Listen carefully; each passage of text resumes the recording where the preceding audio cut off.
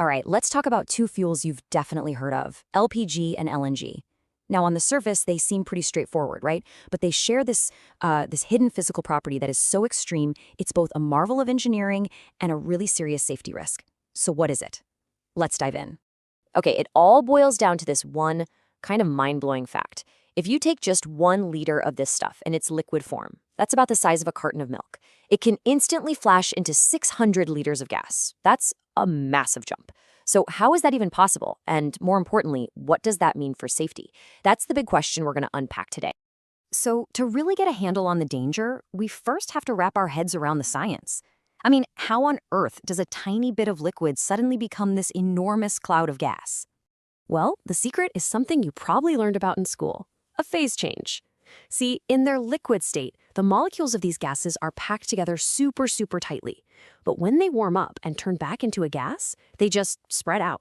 They take up a huge amount of space. Think of it like going from a packed elevator where you can't move to suddenly being in an empty football stadium. In just how much space are we talking about here? Well, for LNG, just 1 single liter of liquid explodes into roughly 600 liters of natural gas once it hits normal air pressure. Just let that number sink in for a second. 600 times the volume. And you know, there's a technical name for this. It's called the expansion ratio. It's basically the official term for how much a liquid expands when it turns back into a gas. Now, the exact number might shift a little bit depending on temperature and pressure, but that core idea of a massive expansion, that's what's so critical to understand here. And it's not just LNG, by the way. As you can see here, while LNG's 600-to-1 ratio is definitely the most extreme, it's not some weird exception. The gases that make up LPG, like propane and butane, they also expand like crazy. A single liter of liquid propane still becomes about 250 liters of gas. So the big takeaway here is that this powerful expansion is just a fundamental part of what these fuels are. And this image, well, it really drives home what that means in the real world. A leak that looks like just a small drip of liquid, that's not the real problem. The real problem is the massive and usually invisible cloud of flammable gas that it's creating. And that right there is what makes this whole thing so incredibly dangerous, which naturally brings us to the risks. So, we've got the science down. Now let's see what happens when we apply that crazy expansion to some real-world situations. This is where you see why it's so critical for safety. Okay, so just imagine that tiny leak we talked about, but now it's happening in a closed-off area. Think of a basement or a small utility room. With that massive expansion ratio, that room can fill up with flammable gas at a terrifying speed. The whole space can become a tinderbox, just waiting for a single spark. But here's the thing, not all gases behave the same way. The gases in LPG, like propane, are actually heavier than air. So if they leak, they sink. They'll pool invisibly in low spots, like in a basement or down a drain. LNG, totally different beast. It is unbelievably cold. We're talking minus 162 degrees Celsius. Cold enough to cause serious frostbite, or what they call cryogenic burns, and it can even make steel so brittle it just shatters. Because it's so cold, the gas is actually heavy at first and will sink, but as it warms up, it gets lighter than air and starts to rise and spread out.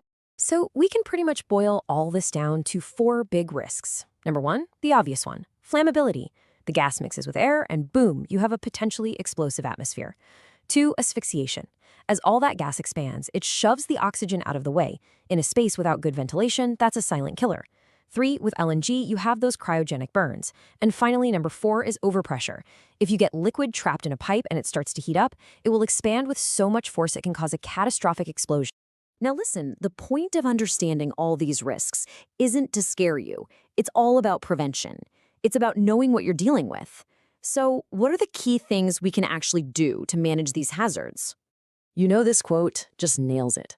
Once you really truly grasp that a tiny little leak can fill an entire room with danger, all those safety measures, they stop feeling like just a bunch of rules you have to follow. You realize they're just an essential, logical response to the laws of physics. And that leads us right into being proactive. What does that look like? Well, it means having reliable gas detectors. It means making sure there's proper ventilation so gas can't build up in the first place. It means doing rigorous, regular maintenance, checking for leaks on tanks, valves, and hoses. And this one's huge. It means controlling every single potential source of ignition in any area where gas might be present. And look, if you ever even think you have a leak, Your response needs to be automatic. First thing, secure the area. No sparks, no flames, don't even flick a light switch. Second, ventilate. Get doors and windows open to help that gas clear out. Third, and this is a big if, only if you are trained and it is absolutely safe, shut off the gas supply. And finally, get out. Evacuate immediately and call for emergency help from somewhere safe. Really, these two pictures sum up the entire goal. The situation on the left, that uncontrolled leak in a dangerous spot, that's exactly what we have to prevent. And how do we do that? By making sure our systems always look like the one on the right. Properly designed, meticulously maintained, and inspected all the time. Okay, we've covered a ton of ground here, from the basic physics all the way to emergency plans.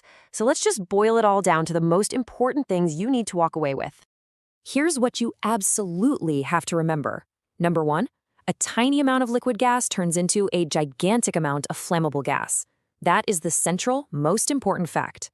Number two, this crazy expansion is the root cause of all the big risks: fire, asphyxiation, and burns.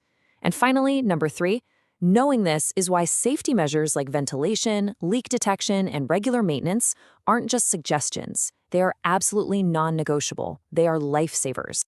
So the next time you see a little LPG bottle for a barbecue, or you drive past one of those huge industrial storage tanks, think about that incredible energy packed inside. Now that you know that just 1 liter can become 600, are you ever going to look at that tank the same way again?